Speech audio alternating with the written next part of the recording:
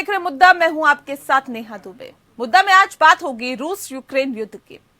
Asia पे भारी पड़ते यूक्रेन की। दरअसल आपको बता दें कि जिस तरह से रूस और यूक्रेन के बीच युद्ध का आज 27वां दिन है, 27वें दिन भी रूसी सैनिकों को यूक्रेन की राजधानी कीव और कुछ अन्य शहरों पर कब्जे के लिए काफी मशक्कत करनी पड़ रही है। इन शहरों पर कब्जे के लिए अब रूसी सैनिकों ने हमले तेज कर दिए हैं। अब एयर स्ट्राइक और मिसाइल से हमले किए जा रहे हैं, लेकिन इन सब के बाद भी रूस के लिए कीव में दाखिल होने का रास्ता नहीं मिल रहा है। कीव अब भी उसकी पहुंच से दूर है। ऐसे में अब बात ना बनते देख रूसी सैनिक आक्रामक हो गए हैं और लगातार कीव पर मिसाइल दाग रहे हैं। इन मिसाइल हमलों से शहर की इमारतें खंडर बनती जा रही है। मिसाइल के हमलों से आम नागरिक भी बड़ी संख्या में मारे जा रहे हैं। रूस की ओर से दागी गई एक मिसाइल ने मध्य कीव के एक शॉपिंग सेंटर को तहस नहस कर दिया है और हमला इतना तेज था कि इसकी धमक शॉपिंग सेंटर से कई किलोमीटर दूर तक पहुंची। वहीं ब्रिटिश रक्षा मंत्रालय ने कहा कि यूक्रेनी सेना के कई बड़े प्रतिरोध और कड़े प्रतिरोध को देखते हुए उत्तर पूर्व से कीव की तरफ कूच कर रहे रूसी बलों को काफी ज्यादा मशक्कत करनी पड़ रही है और गति धीमी हो गई है। दरअसल जबकि हस्तोमोल की दिशा से उत्तर पश्चिम में बढ़ रहे रूसी सैनिकों को पीछे धकेल दिया गया। यूक्रेनी सेना ने भी दावा किया है कि रूसी बलों को भीषण लड़ाई के बाद कीव के रणनीतिक लिहाज से अहम उपनगर मरकीव से खदेड़ने का अंदर कामयाबी मिली है। रक्षा मंत्रालय ने एक बयान जारी कर कहा है कि रूसी बलों को मार्कीव के बाहर रखे जाने के बाद उत्तर पश्चिम से राजधानी की घेराबंदी करने की मॉस्को की कोशिशों को झटका लगा है। जंग के बीच यूक्रेन के राष्ट्रपति व्लादिमीर ज़ेलेंस्की ने नाटो को खरी खरी भी सुनाई है।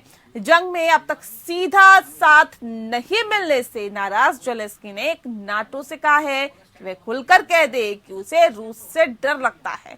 ज़ेलेंस्की ने कहा कि नाटो को या तो अब कहना चाहिए कि वे हमें स्वीकार कर रहे हैं या खुले तौर पर कहे कि हम हमें स्वीकार नहीं कर रहे हैं। कि वो हमें स्वीकार नहीं कर रहे हैं, इस बात को खोलकर कहना चाहिए क्योंकि वो रूस से डरते हैं। इसके साथ ही ज़ेलेंस्की ने फिर कहा कि वे रूसी राष्ट्रपति व्लादिमीर पुतिन के साथ बातचीत के लिए तैयार हैं और लेकिन चेतावनी दी है कि यदि चर्चा विफल हुई तो इसका मतलब होगा तीसरा विश्व युद्ध। उन्होंने कहा कि यूक्रेन बहादुर देश है और वह रूस के सामने समर्पण नहीं करेगा। ज़ेलेंस्की अब रूस के खिलाफ अंतर्राष्ट्रीय समर्थन जुटाने की कोशिश में भी जुटा है और वे बुधवार को जापान की संसद को वर्चुअल माध्यम से संबोधित करेंगे। जापान इस बार G7 समूह के अन्य देशों की तरह ही रूस के खिलाफ कठोर कदम उठा रहा है। इधर कल से संयुक्त राष्ट्र का आपातकालीन विशेष सत्र शुरू हो रहा है। इस सत्र में फ्रांस, ब्रिटेन और अमेरिका सहित 22 सदस्य देशों ने बैठक का बुलाने के लिए संयुक्त राष्ट्र के 193वें सदस्य निकाय के अध्यक्ष अब्दुल्ला शाहिद को पत्र लिखा था। सत्र में यूक्रेन पर एक मसौदा प्रस्ताव पर मतदान होगा। रूसी हमले के बाद ये दूसरा ऐसा प्रस्ताव है। सवाल है कि क्या रूस पर यूक्रेन भारी पड़ रहा है? ज़ेलेंस्की का समर्पण न करने और नाटो को खरी खरी सुनाने का आखिर मकसद क्या है? सवाल ये भी है कि आखिर अब तक रूस कीव पर कब्जा क्यों नहीं कर पाया? क्या रूस पर भारी पड़ रही है यूक्रेनी सेना? यूक्रेन को जापान से कितनी उम्मीदें हैं? क्या संयुक्त राष्ट्र के आपातकाल सत्र में कुछ ठोस हो पाएगा? करेंगे इन सवालों का विश्लेषण अपने विशेषज्ञों के साथ।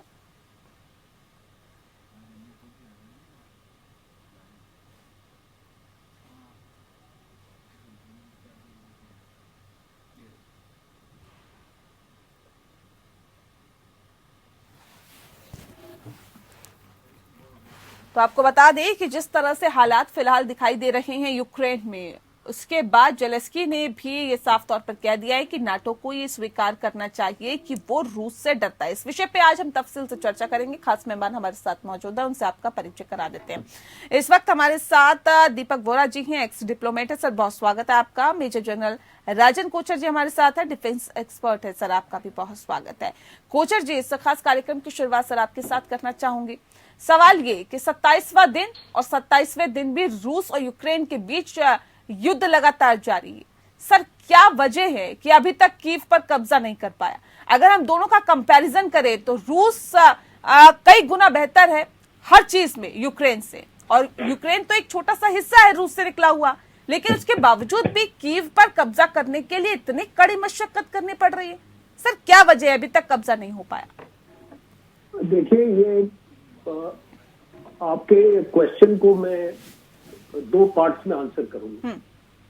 सबसे पहला है कि रूस किस स्ट्रैटेजी के साथ यूक्रेन में उतरा है, और उस स्ट्रैटेजी का उसका एक बड़ा उसका जो हिस्सा है वो है कि वो कम से कम अपनी कैजुअलिटीज चाहता है, और दूसरा कम से कम सिविलियंस के ऊपर अटैक करना चाहता है। वो चाहता है कि यूक्रेन को डीमिलिटराइज किया जाए, और इसीलिए उसने, जो आपको याद होगा कि पहले 2 दिन में 11 एयर बेसिस को नष्ट किया था, और उसके बाद जितने भी कमांड एंड कंट्रोल हेडक्वार्टर्स थे, आपके एम्युनिशन डम्प्स थे, और आपका जो FOL स्टोरेज के आपके जो एरियाज थे उनको टारगेट किया था, और उसने अपनी कम से कम एयर पावर इस्तेमाल की थी। एक कन्वेंशनल ऑपरेशन में अगर आप जाएंगे तो कोई भी आर्मी सबसे पहले अपनी एयर पावर इस्तेमाल करेगी, उसके बाद अपने ग्राउंड फोर्सेस को वहां पे भेजेगी। तो उसने ऐसा नहीं किया, और ये हमने इसको देखा, और इसीलिए ये जंग लंबी खिंच गई है। और ये एक स्ट्रेटजी के हिसाब से है कि ना कि वो सरप्राइज हो चुका है, इसको रशियन आर्मी सरप्राइज नहीं हुई। दूसरी एक चीज है कि ये बात भी मानने वाली है कि यूक्रेन की जो आर्म्ड फोर्सेस हैं वो एक रेजिस्टेंस दे रही है रशियंस को, एक इनोवेटिव मिलिट्री टैक्टिक्स के हिसाब से। वो मिसाइल्स हैं उनके पास, अमेरिका ने उनको काफी साजो सामान ऑलरेडी दे चुका है, और भी इसको मिल रहा है उसको। तो उसके पास कोई एमुनिशन की और मिसाइल्स की कोई कमी नहीं है, और वो अपने एक हाइट से अपने दूसरे हाइट में अटैक करते हैं। इसको बेसिकली हम शूट एंड स्कूट टैक्टिक्स इसको बोलते हैं, और ये इस टैक्टिक्स की वजह से उनके जितने भी टैंक कॉलम्स अगर आपने देखा होगा, और उनके आपने कॉन्वॉयज देखे हो, उनको टारगेट किया जा रहा है, बिकॉज ये सारे कॉन्वॉयज रोड के ऊपर चल रहे हैं। क्रॉस कंट्री मूवमेंट नहीं हो रहा है यहाँ पे। एक कन्वेंशनल लड़ाई में आप जितने भी आपका जो आर्मर्ड ब्रिगेड्स होती है, डिविजन्स होती हैं, ये क्रॉस कंट्री चलती है। यहां पे हम इसको देख रहे हैं कि रोड के ऊपर चल रहे, तो इजी टारगेट है जी। तो इसीलिए आपने देखा होगा कि काफी रशियन मिलिट्री इक्विपमेंट को नुकसान मिला है। तो ये 2 चीजें हैं, एक उनकी स्ट्रेटजी है। आपको मैं एक चीज और इसको बताना चाहता हूं, वर्ल्ड वॉर 1 में लेनिनग्राड को जब सीज किया था तो 1 साल तक वो सीज चला था। तो इसको रशिया की जो बेसिक टैक्टिक्स है वो काइव को सीज करना चाहते हैं, और अपनी इसको गोलाबारी से ज़ेलेंस्की को प्रेशराइज कर रहे हैं कि वो एक अपना उसको सरेंडर करे और रशिया की मांगों को पूरा करे। ठीक है। वोरा साहब, सवाल इस बात को लेकर भी, जिस बात का जिक्र अभी कोचर साहब कर रहे थे कि देखिए लोगों को नुकसान नहीं पहुंचाना चाहता है रूस, लेकिन फिर भी 27 दिनों से युद्ध जो है वो लगातार जारी है।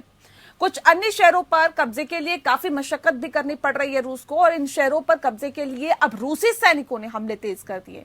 अब एयर स्ट्राइक और मिसाइल से भी हमले दागे जा रहे हैं, लेकिन इन सबके बीच रूस के लिए कीव में दाखिल होने का रास्ता उसे नहीं मिल पा रहा है। कीव के अंदर रूस को शामिल होने का रास्ता नहीं मिल पा रहा है। अब सवाल ये है कि इतनी मशक्कत करनी पड़ रही है, सर मिसाइलें दागी जा रही है, हमले किए जा रहे हैं, नुकसान तो इससे भी वहां पर हो ही रहा है लोगों को। खंडर में कुछ जगह तब्दील होती जा रही है, नुकसान तो सर इससे भी हो रहा है।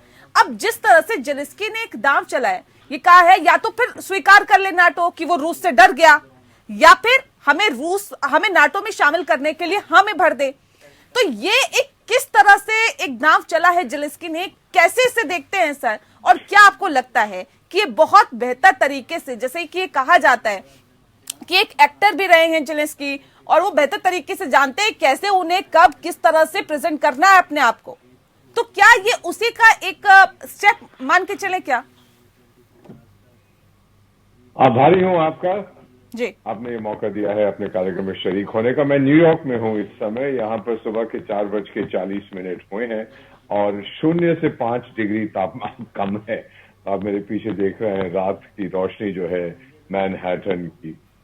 जनरल साहब ने अभी जो कहा मैंने बड़े ध्यान से सुना है। मेरे जैसे बुजुर्गवार जंग का ऐलान करते हैं, जनरल साहब जैसे नौजवान लड़ते हैं और बलि देते हैं। कई बार क्या होता है मैम कि जो इतिहास में हो रहा है, हमें अंग्रेजी में कहते हैं कॉन्ट्रा फैक्चुअल रीजनिंग हमें लेनी पड़ती है। बहुत साल पहले 17वीं शताब्दी में एक फ्रांस के बुद्धिजीवी ने कहा था कि वो जो विश्व सुंदरी थी ना क्लियोपैट्रा, अगर उसकी नाक चपटी होती तो शायद पूरी दुनिया का इतिहास अलग होता। और अगर ये कॉमिक एक्टर यूक्रेन का राष्ट्रपति नहीं होता तो शायद चीजें अलग होती। हमारी आंखों के सामने दुनिया बदल रही है। अब फोकस इस समय क्या है? Phone call, meeting, sanction. सब लोग बड़े व्यस्त हैं, कोई यहां भाग रहा है, कोई वहां भाग रहा है। कभी ये जो यहाँ के सैंक्शंस मास्टर हैं वॉशिंगटन डीसी में, क्या नाम, जो बाइडेन साहब, कभी वो चीन के उससे लीडर से बात करते हैं, कभी किसी और से, कभी किसी और से। जी मैं बहुत बिजी हूं, मैं फोन पे बात कर रहा हूं। फिर दूसरा कभी भाग जाते हैं, पहले उनकी उपराष्ट्रपति जी गई थी पोलैंड में, अब ये वहां पे जा रहे हैं और क्या करेंगे जी, हमें कुछ करना चाहिए। क्या करना चाहिए वो बाद में सोचेंगे। तो ये चीजें जो मैं देख रहा हूं, पोलैंड कहता है कि 20 लाख यूक्रेनियंस पोलैंड में आ गए हैं। वाह वाह रे दुनिया। जब मैं आपका राजदूत था वहां पर, तो पोलैंड में एक बहुत बड़ा मुद्दा था कि यूक्रेनियंस को अंदर नहीं घुसने दिया जाए, वो इलीगल इमिग्रेंट्स बन के आ रहे हैं। कैसे दुनिया बदलती है। अब ये और प्रतिबंध लगाएंगे मैम, देखिए रूस पे। अब क्या है कि ये सूरज की रोशनी को रूस में नहीं आने देंगे, पागल हो चुके हैं। और ये जो आदमी है जिसका भी आपने नाम किया जेलेंस्की, जो मुझे नजर आ रहा है मेरे जहन में, मेरे तजुर्बे में, इसके ऊपर बहुत दबाव है। इसे हम स्ट्रेस कहते हैं। तो कभी उसके सामने हकीकत आती है, फिर वो अफसाने में चला जाता है। नेटो बदमाश है, मेरी मदद नहीं करता। हाय रे नेटो, मुझे मेंबरशिप दे दो। अरे पूरी दुनिया बेकार है, मैं अकेला लड़ रहा। हाय रे दुनिया, मेरी मदद करो। इसको हम, मेरे जो डॉक्टर्स हैं मेरे साथ घूमते रहते हैं, हमने पूछा कि भाई ये क्या है? इसको कहते हैं मैनिक डिप्रेशन। ये बहुत सीवियर डिप्रेशन में है मैम। उसको फैसला करना है, जैसे जनरल साहब ने कहा था, रूस की फौज का जो भी इंटेंशन हो, वो रुक रहे हैं, आगे बढ़ रहे हैं, पढ़ नहीं पा रहे। इस आदमी को ये फैसला करना है कि इतिहास के 2 कैरेक्टर्स में से ये कौन सा अपने आप को चाहता है कि दुनिया इसको याद रखे। क्या वो डेविड था जिसने गुलायत को पराजित किया? सवाल ये भी है, दीपक जी, मैं 1 मिनट खत्म कर लूं। या फिर ये नीरो है जो संगीत बजा रहा था जब उसका देश जल रहा था। ये चाहता क्या है किसी को नहीं मालूम, इसको खुद नहीं मालूम। इसको खुद नहीं मालूम कि चाहता क्या, लेकिन उसके बावजूद भी जेलेंस्की ने फिर कहा कि वह रूसी राष्ट्रपति व्लादिमीर पुतिन के साथ बातचीत के लिए तो तैयार है, लेकिन चेतावनी दी कि यदि ये चर्चा विफल रही तो इसका मतलब होगा तीसरा विश्व युद्ध। और सवाल ये भी है सर कि तीसरा विश्व युद्ध का मतलब क्या है? क्या जेलेंस्की अकेले ही तीसरा विश्व युद्ध कर लेंगे क्या? क्यों तीसरा विश्व युद्ध होगा? कल को यूक्रेन अगर इस दुनिया में उसको हम एक रॉकेट में बिठा के चंद्रमा पर भेज दें तो क्या भारत में आपकी नींद खराब हो जाएगी? जनरल साहब भंगला करेंगे? क्या होगा? अपने आप को ये सोचता है मैं दुनिया का सेंटर हूं। नहीं है मैम, ये एक यूरोप का हिस्सा है। That's it, period. हकीकत इसके सामने है, ये देखना नहीं चाहता। मैं अपना चश्मा भेज देता हूं उसको, भाई इसको पहन के देख सच्चाई क्या है। तेरे देश में बर्बादी हो रही है, कौन बनाएगा इसको? जो लोग मर रहे हैं कौन उनको वापस लाएगा? जिंदा कौन करेगा? कभी तो कहता है मैंने रूस के 20,000 लोग मार दिए, 50,000 मार दिए, कभी कहता है 1,000 मार दिए। He is not stable man. ठीक है सर, इसी चर्चा को आगे और बढ़ाएंगे।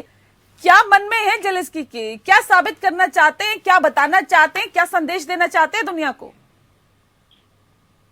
जैसे वोरा साहब ने बताया कि अभी मुझे भी ऐसा लगता है कि उसकी जो मानसिक हालत है वो एक स्टेबल नहीं। कोई भी एक स्टेबल आदमी अगर ये देखे कि उसके देश का इतना नुकसान हो रहा है और तबाही मची हुई है, कैजुअलिटीज हो रही हैं, तो वो एक अपना जो है सरेंडर की हालत में पहुंचेगा।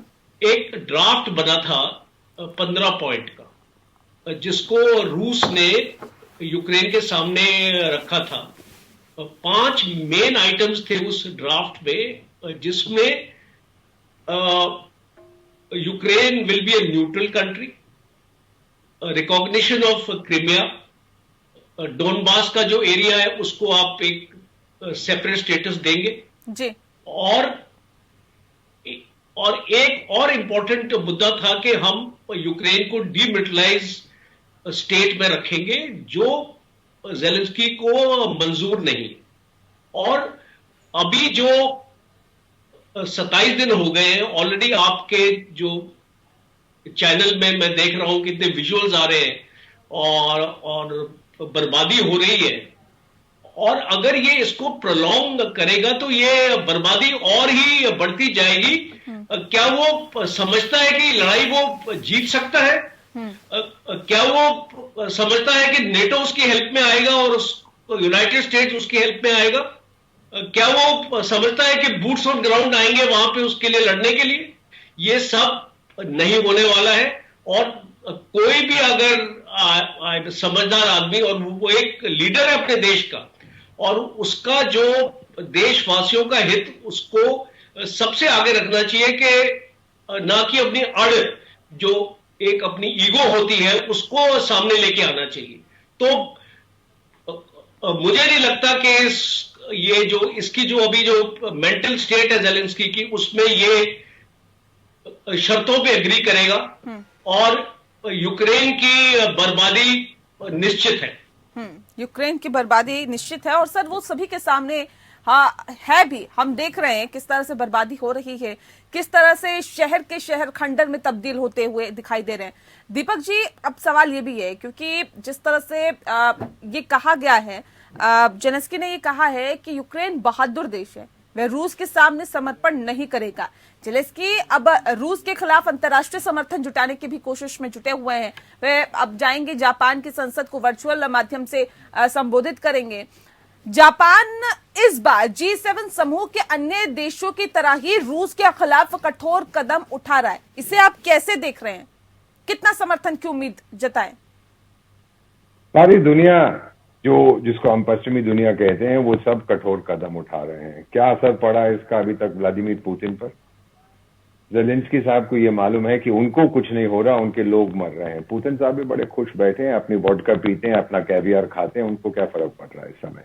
उनके हथियार जो हैं, जो डिस्ट्रक्शन हो रही है, वो तो यूक्रेन में हो रही है। मैम, अगर ज़ेलेंस्की साहब आपका ये कार्यक्रम देख रहे हैं और मेरी बात सुन रहे हैं, मैं उनको बताना चाहता हूँ कि एक महिला थी, आप तो उम्र में बहुत छोटी हैं मुझसे, आपकी बात कर रहा हूँ मैडम एंकर, एक फीमेल प्रेसिडेंशियल कैंडिडेट बेलारूस से, वो लिथुआनिया में बैठी, मैं आपका राजदूत होता था लिथुआनिया में, तो उन्होंने कहा था हमसे कि जब बेलारूस में ये समस्या हो रही थी, मैंने सोचा कि मैं इमैनुअल मैक्रोन या एंजेला मर्केल से बात करूंगी, वो बेलारूस के राष्ट्रपति को फोन करके झाड़ लगाएंगे और सब कुछ ठीक हो जाएगा, मैं राष्ट्रपति बन जाऊंगी। कहती अब मुझे ये समझ आता है कि किसी को कोई इंटरेस्ट नहीं है मेरे लोगों की सफरिंग में, सब अपना, हिंदी की कहावत है, उल्लू सीधा कर रहे हैं। वो सब देख रहे हैं कि जो भी स्टैंड वो लेंगे, उनकी डोमेस्टिक स्टैंडिंग पर क्या असर पड़ेगा, उनकी इंटरनेशनल स्टैंडिंग पर क्या असर पड़ेगा। अभी जापान के प्रधानमंत्री भारत में आए थे, उन्होंने बातचीत की, और भी बहुत बड़े लोग आएंगे, सब ये कहेंगे कि अच्छी बात नहीं है, नहीं होना चाहिए, अब मैं ये करूंगा वो करूंगा, ताकि आप अपने लोगों को कह सके देखिए मैं कितना बहादुर हूं, और दुनिया के जो पश्चिमी देश वो कहेंगे वाह शाबाश टाइगर, और आगे बढ़। लेकिन हकीकत कोई नहीं बदल सकता कि जो डेवस्टेशन, जो नुकसान हो रहा है वो यूक्रेन में है।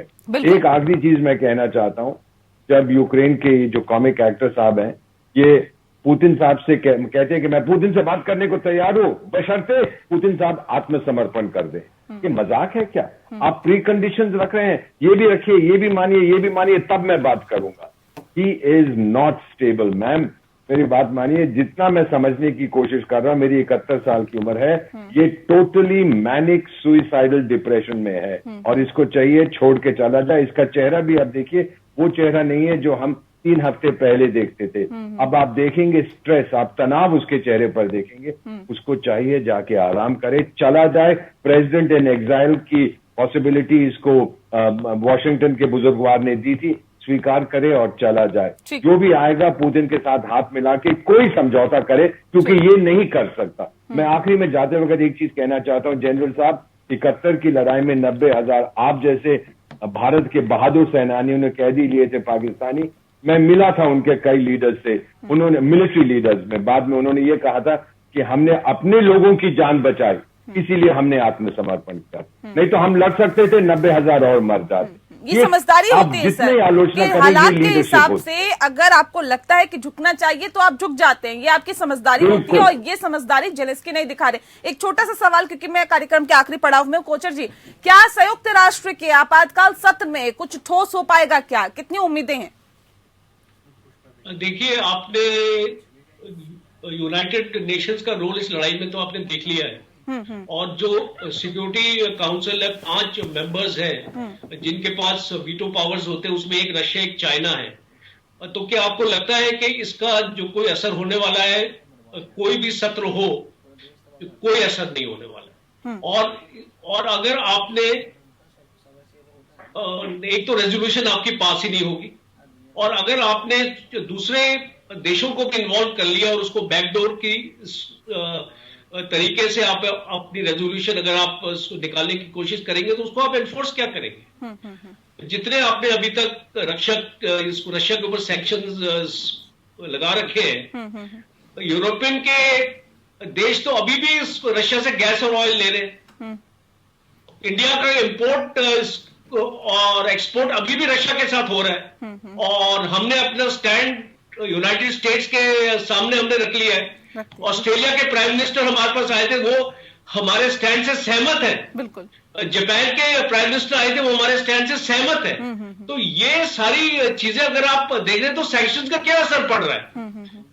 वोरा साहब ने यही बताया कि आप कुछ भी लगा दीजिए, सैंक्शंस का रशिया के ऊपर कोई फर्क पड़ने वाला नहीं है, और जिस स्पीड के साथ पुतिन अभी इसको लड़ रहा है, उसकी स्पीड और बढ़ेगी। आप देखना अभी टाइम आते हुए, तो आने वाले वक्त कहा जा सकता है कि और ज्यादा खतरनाक हो सकते हैं, भारी पड़ सकते हैं यूक्रेन पे। बहरहाल बहुत शुक्रिया सर आप दोनों का हमारे साथ इस खास चर्चा में शामिल होने के लिए। इसी के साथ मुद्दा में इतना ही, मुझे दीजिए इजाजत, नमस्कार।